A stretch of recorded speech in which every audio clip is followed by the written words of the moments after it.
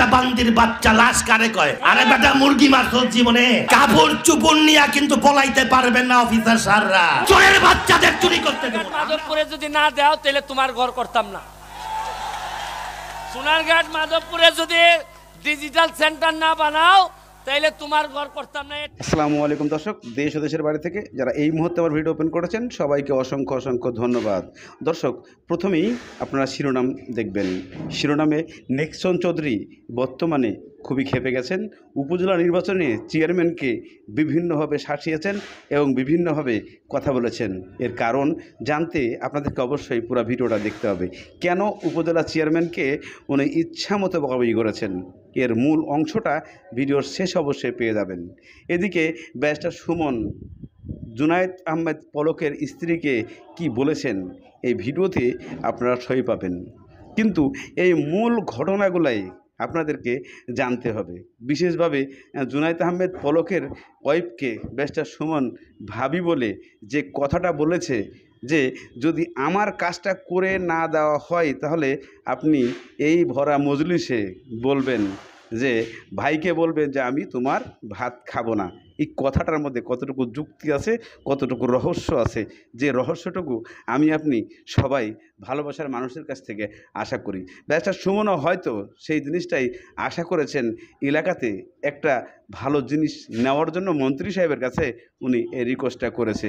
কিন্তু বর্তমানে আমাদের যে মূল আকর্ষণ, মূল দৃশ্য, সেই ঘটনাকে কেন্দ্র করে আমরা কিভাবে, কী কারণে যে নেক্সন চৌধুরী বারবার এইভাবে কথা বলে আসছেন আর এইভাবে হুঙ্কার দিচ্ছেন, কারণ অবশ্যই আছে। কেননা উপজেলা চেয়ারম্যান যে আছেন উনি ওনার পক্ষের না, ওনার বিপক্ষের যারা বর্তমানে আছে তাদের একটু কথা শুনে আসুন। বেটা বান্দির বাচ্চা লাশ কারে কয়? আরে বেটা মুরগি মারছস জীবনে, কাপড় চুপড় নিয়া কিন্তু পলাইতে পারবেন না অফিসার স্যাররা। চোরের বাচ্চাদের চুরি করতে দেব না আমরা। হরতাল ওই যে আরিফ ফরিদপুরের, আগামীকাল থেকে আরিফ সদরপুরে আসলে এমন দাবর দেবেন। ওর বাপ বাংলায় উপজেলা ইলেকশন করছিল 1900 ভোট পাইছিল। আজকে বক্তব্যে কয় যে উনি গণতন্ত্র রক্ষা করে। আরে বেটা বাবুল, আগামীকাল থেকে আমার নেতা কর্মীরা কি পাইলেন না পাইলেন জানি না, 68 সেন্টারে বাবুলের অস্তিত্ব আমি দেখতে চাই না। তাহলে আমি সদরপুরে আসবো না। আপনাকে চান আমি সদরপুর নির্বাচন আর শফিকাজির নাই আমার নির্বাচন। আমি দেখতে চাই 68 সেন্টারে ওর অস্তিত্ব হারায় ফেলাবেন। মানে যার যার সেন্টারে যা লাগে নির্বাচন আমি আছে, যেটা লাগে আগামীকাল থেকে শফিকাজির নির্বাচন আর নির্বাচন আমার। বাবুলের অস্তিত্ব থাকবে না বাংলা সদরপুরে। এই নির্বাচনের পর বাবুলের কোন অস্তিত্ব আমি এই সদরপুরের মাটিতে দেখতে চাই না। আমি মঞ্চে দাঁড়াইয়া তুই যদি খালি কইস আমি মুক্তিযোদ্ধার সন্তান, মুক্তিযোদ্ধার সন্তান, তুই সন্তান, বীর মুক্তিযোদ্ধার সন্তান, আমাকে জারক বলে উত্থাপন করা হয়েছে। আমি মনে করি আমি জারক সন্তান হলে সারা বাংলাদেশের মুক্তিযোদ্ধার সন্তান নাই জারক, এটা আমি নিজেকে মনে করি নিজে। এই একটা দুঃখ, আর আমি একটি দুঃখ ভরা কাজটি নিয়ে আপনার কাছে আসছি। এই নির্বাচনটা যাতে সুষ্ঠু অবাধ হয়, আমার একটা সুষ্ঠু নির্বাচন সাংবাদিক ভাইদের মাধ্যমে আমি মাননীয় প্রধানমন্ত্রী, মাননীয় প্রধান নির্বাচন কমিশনার, ফরিদপুরের ডিসি এসপি মহোদয় এবং সদরপুরের প্রশাসনীয় ওসি মহোদয় সহ সারা বাংলাদেশের সুশীল সমাজের মানুষের কাছে আমার একটা বিচার, যদি আমি সুষ্ঠু ভোট ব্যবস্থা করে দেন, যদি আমি ভোটে হেরে যাই আমি মাথা পেতে নিব। কিন্তু আমার উপরে এখন এত চাপ, আমার জীবন নাশের হুমকি, আমি এখন টিকে থাকতে পারি। একটা দোকানও চুরি কইরা দালালি কইরা কেউ দিতে পারবেন না। এটা নিক্সন চৌধুরীর চ্যালেঞ্জ। আমি নিজে নামবো এবার, আমি নিজে আইসার নাম মধ্যে কোন বেড়া আছে আমার সামনে দাঁড়ায়, আমি দেখি প্রশাসনের কত বড় খেলাম আছে আমার সামনে দাঁড়ায়। কারণ 86টা দোকান, 88টা দোকান রাতের অন্ধকারে বালু ফলাইয়া লটারি ছাড়া দিয়া দিল। আর লোকরা কি দোষ করছে? বাজারে অন্য মালিকরা নাই, তারা পাবে না? বাংলার মাটি রক্ষা করা আমাদের ইমানি দায়িত্ব। এবং 24 ইউনিয়নের লোক আইনা এই বিশ্ব রোড অবরোধ করব যদি প্রশাসন ওনার টিওনো এবং এসিল্যান্ডের এটা বিভাগীয় তদন্ত না হয়। যদি এই দুর্নীতির তদন্ত না হয় আমি আন্দোলনে নামবো।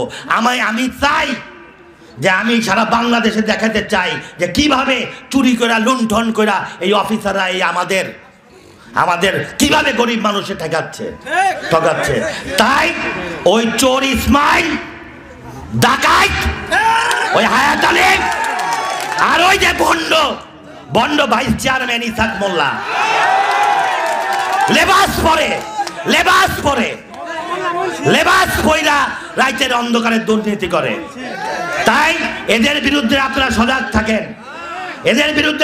থাকেন। দিন কিন্তু একটা না, এমন শিক্ষা দিব যে মৃত্যুর আগ পর্যন্ত মনে রাখবে।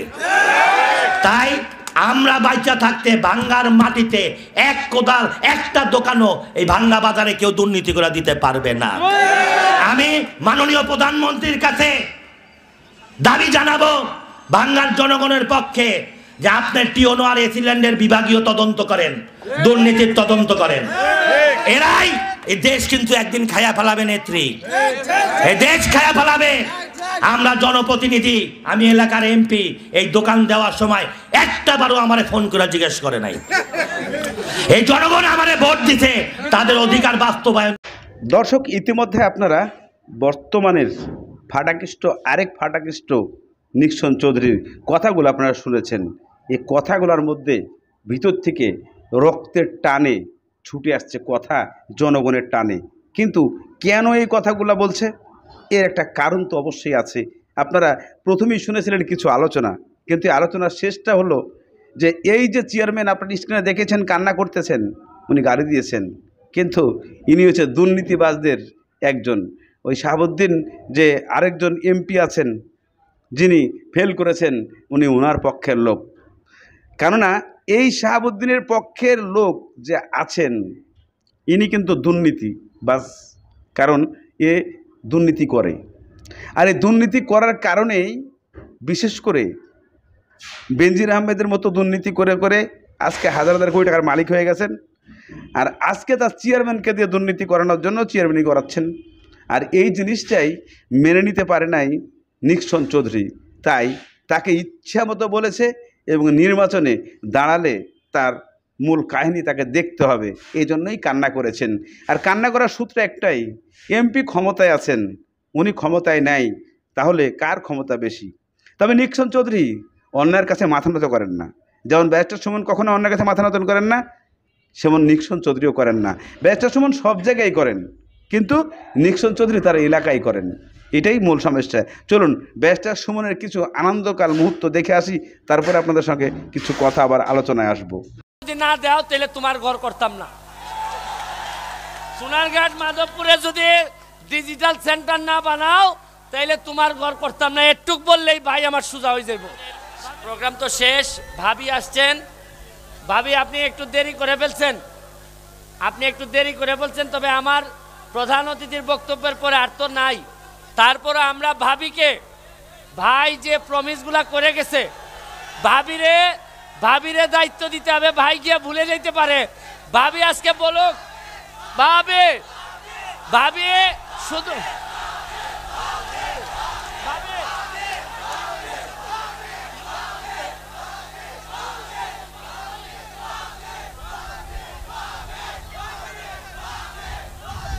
আমাদের ভাই তো প্রতিমন্ত্রী, আর ফুল মন্ত্রীর ক্ষমতা ভাবির কাছে। আমি ভাবি আমাদেরকে শুধু বলবে, ভাই যেন গিয়ে আমাদেরকে ভুলে না যায়। ছেলেও আছে, আমাদের ভাতিজাও আছে। ভাবি শুধু বলবে যে সোনারঘাট মাধবপুরে যদি না দাও তাহলে তোমার ঘর করতাম না। সোনারঘাট মাধবপুরে যদি ডিজিটাল সেন্টার না বানাও তাইলে তোমার ঘর করতাম না। একটুক বললেই ভাই আমার সোজা হয়ে যাব। ভাবি আপনি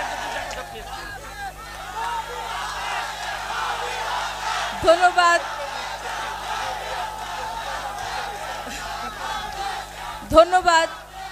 হবিগঞ্জের মাধবপুর চুনারুঘাটের মানুষদের প্রতি আমি আমার কৃতজ্ঞতা ধন্যবাদ জ্ঞাপন করছি। ব্যারিস্টার সুমন ভাইয়ের আমন্ত্রণে আজ আপনাদের মাঝে উপস্থিত হতে পেরে আমি অত্যন্ত আনন্দিত। আমি ফিজিক্যালি উপস্থিত না থাকলেও আমি কিন্তু বক্তব্য শুনছিলাম। সুমন ভাই যখন বক্তব্যে আমার কথা বলছিলেন, আমি তখন মানে বাই রোডে আসছিলাম, কিন্তু এরোপ্লেনের গতিতে, যে সুমন ভাই আমাকে স্মরণ করছে আমাকে দ্রুত পৌঁছাতে হবে। আমি খুবই দ্রুত এখানে উপস্থিত হওয়ার চেষ্টা করলাম। আমার যদিও আজকের এই অনুষ্ঠানে আসার কথা ছিল না, সুমন ভাইয়ের কারণে আমি মোটামুটি প্রায় উড়েই চলে এসেছি এখানে। তো আপনাদের প্রতি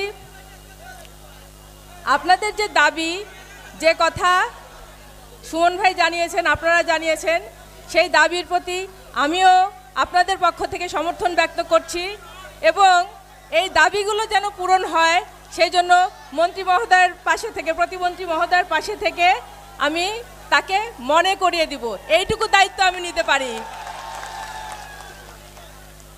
আর জুনাইদ আহমেদ পলক বঙ্গবন্ধুর আদর্শের সৈনিক, জননেত্রী শেখ হাসিনার একজন লড়াকু যোদ্ধা। ডিজিটাল বাংলাদেশ বিনির্মাণে জননেত্রী শেখ হাসিনার একজন লড়াকু যোদ্ধা তিনি, এবং জননেত্রী শেখ হাসিনা ঘোষিত স্মার্ট বাংলাদেশ বিনির্মাণের একজন অগ্রসৈনিক হিসেবে কাজ করছেন।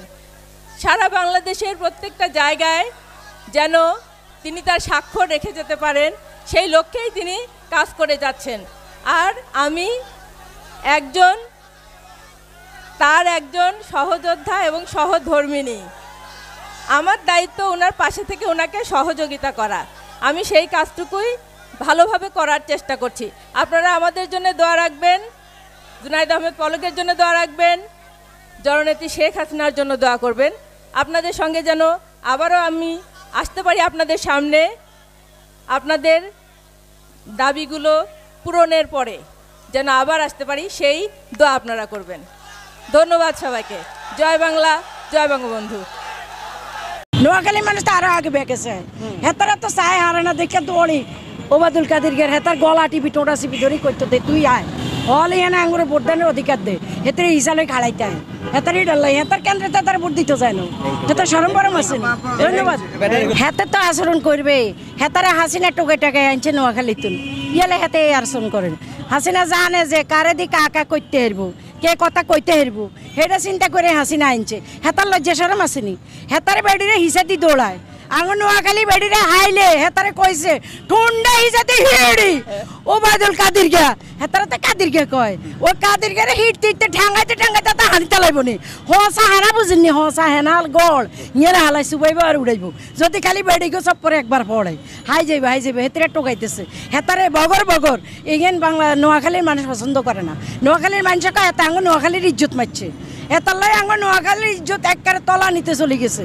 এতে এর মা বেদবের বেদব, এত ওবায়দুল কাদের গা, এত বাঞ্জা লোক মাইসের মা কয় ডাহার কথা ন, এটা নোয়াখালীর বেডিরা কয়, নোয়াখালীর ভাবিরা কয়, আই নোয়াখালীর মাইয়া ইয়েলে আই হুড়ে কইতে হারিয়ে কয় এটার কোনো হোলা নাই মাইয়া নেই, এত দেখলো তো এনে যাত্রা হয় না, এত তো এনে যাত্রা ছাড়া মানুষ। তো এতে আবার এরম বক করে কিনলে তার নোয়াখালীর ইজ্জত মারিয়ে লেছে, এতারা হলে হিসাদি হিটি দৌড়া জ্বালানো।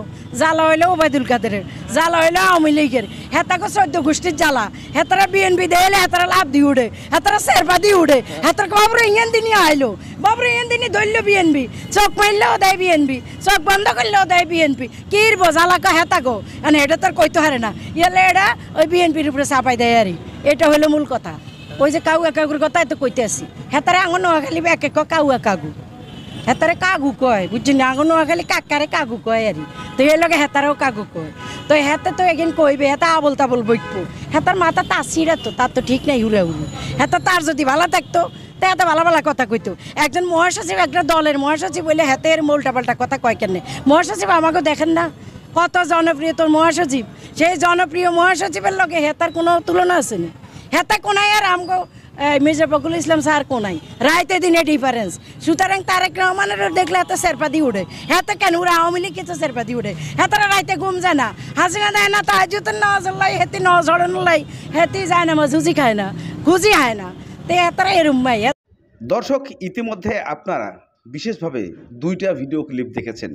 একটা ভিডিও ক্লিপ হচ্ছে বর্তমানে আমাদের যে ব্যারিস্টার সুমনের খুব কাছের লোক জুনায়েদ আহমেদ পলক এবং তার স্ত্রী সেখানে অনুষ্ঠানে দাওয়াতে গিয়েছিলেন এবং সেখানে উনি অনেক কিছু ওয়াদা করে এসেছেন দিবেন। সেই জিনিসগুলো নিয়ে অনেক আনন্দ মুহূর্ত পার করেছেন ব্যারিস্টার সুমন এবং জুনায়েদ আহমেদ পলক, জনগণ এবং তার ওয়াইফ। উনি মজার ছলে এই কথাগুলো বলেছিলেন, যে কথাগুলো খুবই গুরুত্বপূর্ণ, মজাদায়ক হয়ে গেছে।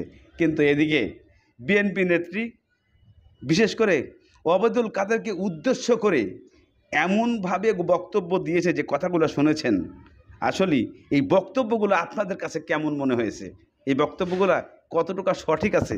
আর কেনই বা এইভাবে ওপেনলি আপনারা বক্তব্য শুনেছেন? ওপেনলি কাদেররা বলতেছে, ওপেনলি শেখ হাসিনা বলতেছে।